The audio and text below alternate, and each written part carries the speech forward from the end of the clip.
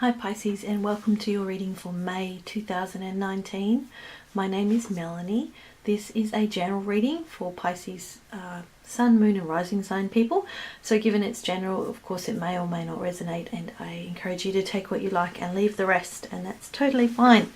So I do a 5-card spread for monthly readings. The first card we have there representing the past and past energies which may be relevant this month. You have the Queen of Swords card. The second card along there being about the current month, current issues, situation, energies showing up in the month of May. The Three of Swords card came through there. The third card along representing possible obstacles that may show up this month. You have the Tower card. The fourth card being about possible helpful tools this month. The Seven of Cups reversed. And the last card along there being about the outcome for the month of May for Pisces is the Hanged Man. And the card sort of resting on its own there from a different set of deck that I use like oracle cards, and I'll be reading about that card later on in the reading. That one's called Goanna, and it's about self-preservation. So let's get into it. Looks like a somewhat challenging month. Might ruffle your feathers a bit. There's definitely some stuff going on for some Pisces, of course, maybe not everyone. Starting with the Queen of Swords. So in the past position, this swords are about matters of the mind, thinking, beliefs, ideas, words, communication, things like that. The Queen embodies the feminine energy of this suit. This Queen is a very quick-witted, sharp wit. She's very organised. She's in a position of power and confidence. She's got a lot of internal strength coming from within. She's very intelligent, intellectual. She can sometimes have a bit of a cool exterior, which sort of protects the more fragile internal space. The Queen of Swords can sometimes be about coming through a difficult time. This Queen has gone through some hard times, and she's out the other side. She can be about transformation as well. Sometimes she has butterflies on her crown, not in this deck, but sometimes she does in other decks. So she has bettered herself. She's gone through some stuff, and she has worked through that. She's at a place now of so she in terms of going through stuff, you might have lost something. There might have been some mourning, grieving something, but you have worked through that. Maybe you have sought help from a counselor in some way, or someone who is sort of older and wiser than you, possibly a female air sign. That has helped you work through some stuff, and that you are in a better position now, more positive frame of mind, seeing through the illusions of the world. Maybe whatever has happened for you has kind of made you see things in a different way. And you're sort of able to see above, you sit with your above on people on your throne, looking through the clouds, looking down, looking around with a different perspective on life. And so that's in the past position there, representing some stuff that you may well have worked through or had to work through, but now you're in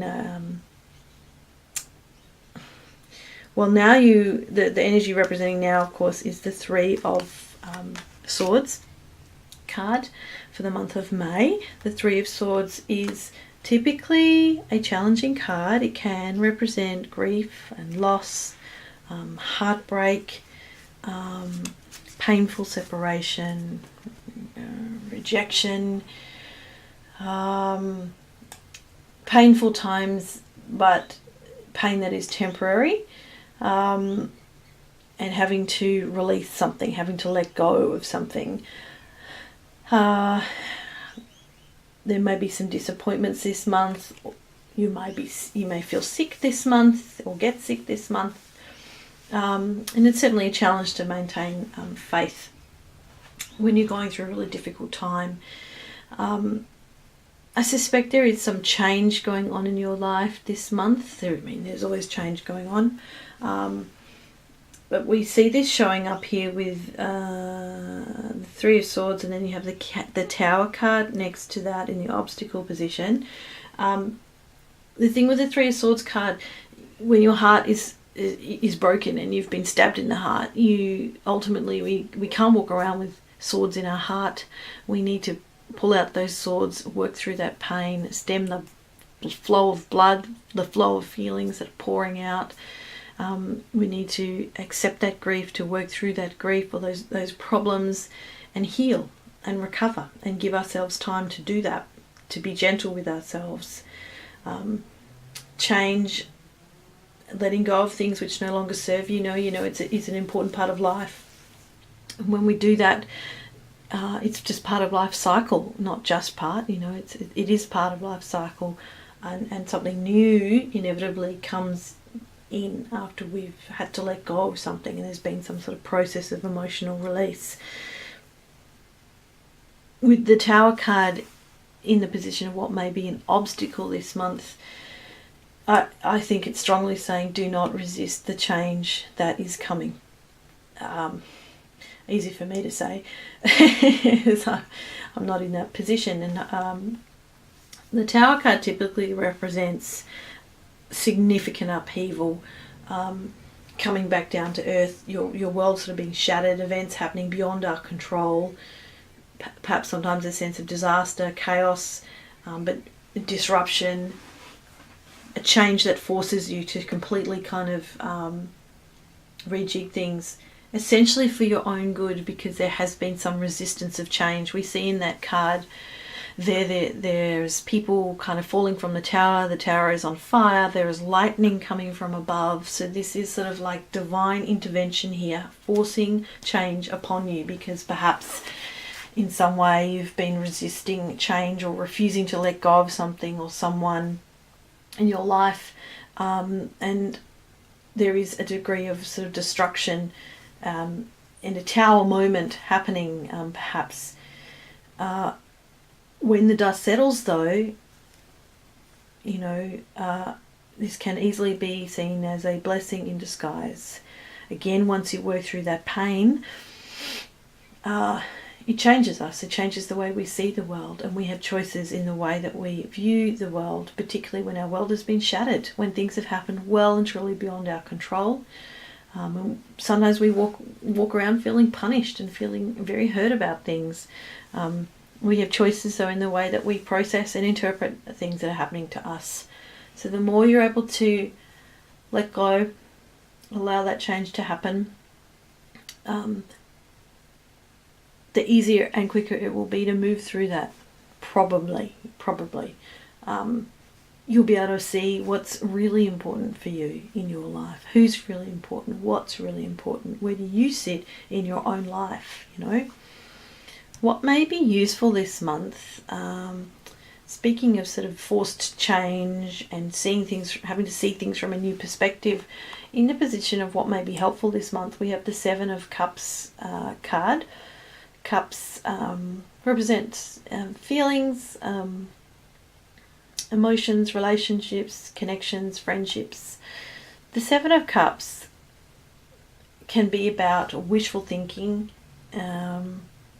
fantasies, illusions, a lot of choices being offered to us, but things are not as they seem.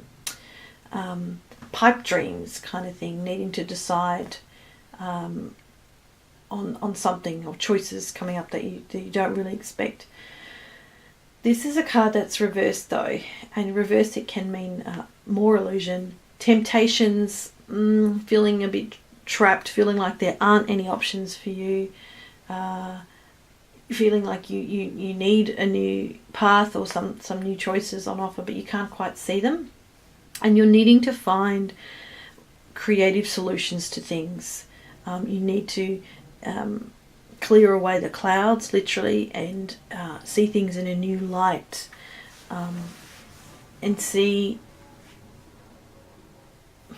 the options that are available to us. I recently read something in a really brilliant book about life and being alive on earth and being people and not dead existing in another realm. And the way to understand life is that it's like we all live in a warehouse. We all have our individual warehouses, and it's completely dark.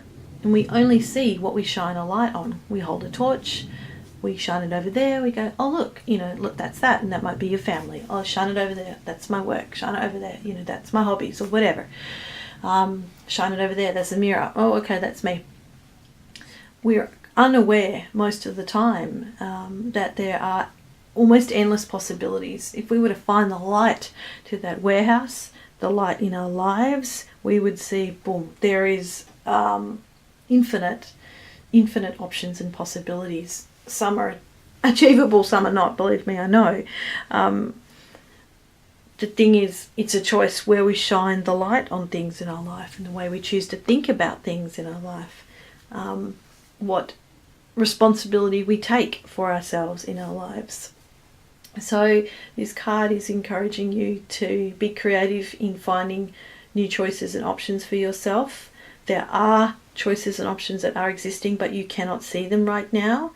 You need to emerge from that state of illusion and disillusion, really, and really work hard at coming up with creative solutions, even if that's something like doing a brainstorming exercise or a mind map, and just like putting that problem in the middle of that piece of paper and circling it, and then coming up with every kind of crazy ass option humanly possible, even if there's just no way that's going to happen. But that helps to sort of tap into different realms, different parts of our minds, and kind of can potentially lead to new places.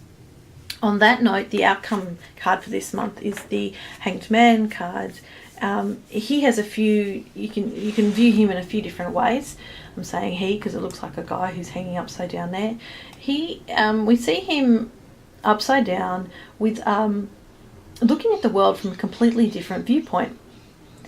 Speaking of new perspectives and looking for different options in a sort of creative or a different way, we see him. He's got a light shining around his head, so there is kind of a head process going on there of thinking or enlightenment, but he's in limbo. He's a bit stuck, and that makes sense with that Seven of Swords card, the Tower card, the Three of Swords card, going, crikey Moses, what is happening to me? So there is a sense of suspension right now, and having to surrender. You have to surrender to the changes, to the things that are happening around you this month. You're having to wait. You're having to let go. You're having to trust that clarity will come. You may feel a bit abandoned. You may feel stuck, bound, hanging, left hanging. But the Hanged Man, he's hanging there by his own choice. He doesn't actually look that unhappy. He's just there. He's like, "Whew, this is a strange place to be. How can I get out of this? What do I need to reflect on? What do I need to change? What things do I need to cycle out of my life that aren't serving me anymore?" This is about getting new perspectives on things, about having to pause something in your life right now and reflecting on what's keeping you stuck, what is keeping you feeling like there aren't many options when actually there are. Do you need to take an inventory, or do that kind of mind map like I was talking about before? You are being challenged for sure, I think, this month to see things in a different way, to accept change and movement, but to not force change and movement, just to let it flow through you. Use all the support and kindness around you that you can to make your way through this month, if this is resonating for you guys, because it looks tough. I'm going to read now from the book that came with these cards, the Dreamtime Reading Cards. The Dreamtime is the Aboriginal Australian spiritual belief system. I really love these cards. Visually, I think they're beautiful dot paintings, typical of Aboriginal Australian art. And I love the words and the meanings behind these cards. So you have goanna, which is all about self-preservation. The name goanna covers a number of different species of the monitor lizard family, some of which can grow up to 2 meters in length. They all have sharp claws which they use to grip trees and eat prey. You often see goanna claw marks on the trunks of trees where they have been climbing in search of birds' eggs. They shed their skins as they grow, in a similar way to a snake. Well, that's interesting. But unlike a snake which sheds its whole skin in one piece, the goanna sheds little bits constantly. The goanna is very agile and can run remarkably fast when threatened, given its size. The goanna's message is one of self-preservation. It is important to know your own limits and to do what is right for you. If something feels wrong, it is best to retreat. Sometimes when you are insulted or bullied, you start to believe what you are being told, but by drawing on the energy of the goanna's thick skin, you can toughen yourself up to this treatment and just deflect the attacks. If it becomes necessary to shed outdated ideas and situations, which I think is very much showing up for you guys this month, that no longer serve you, the goanna offers you the means to shed only what you need to. It's time to be very clear about your personal boundaries and what you feel is right for you to be doing at this time. When you have drawn the goanna, it is time to protect yourself and value yourself and make wise decisions based on what is best for you. Do not be afraid to say no. I see this. This makes sense. The self-preservation, having a thick skin, but also shedding those little bits, bit at a time, not resisting that, deflecting attacks, knowing your boundaries, knowing your limits, being agile in your life. To me, I would interpret that as being flexible and not being too rigid and refusing change and refusing to see things a different way and refusing to look at the choices and the options that you still have because they are still there. It's just I think you're being challenged to take a really different perspective. And if you need to do any meditation or mindfulness practice to help you actually physically practice distancing yourself, from your own thoughts, from some of the feelings that you're feeling now, and to just to see them as what they are, to practice just noticing them and to accept them, I think that's going to make things flow a lot easier. And when we take our attention away from the pain and suffering that we're feeling, and we nurture that part of ourselves, or we reduce the power and the impact it has on us, I think we allow more options to come in. So on that note, Pisces, I'm going to leave it there and say thank you so much for watching and listening to this reading. I'm very grateful you've given it your time and attention. All the best for May. Be kind to yourself, and I hope to see you back in June.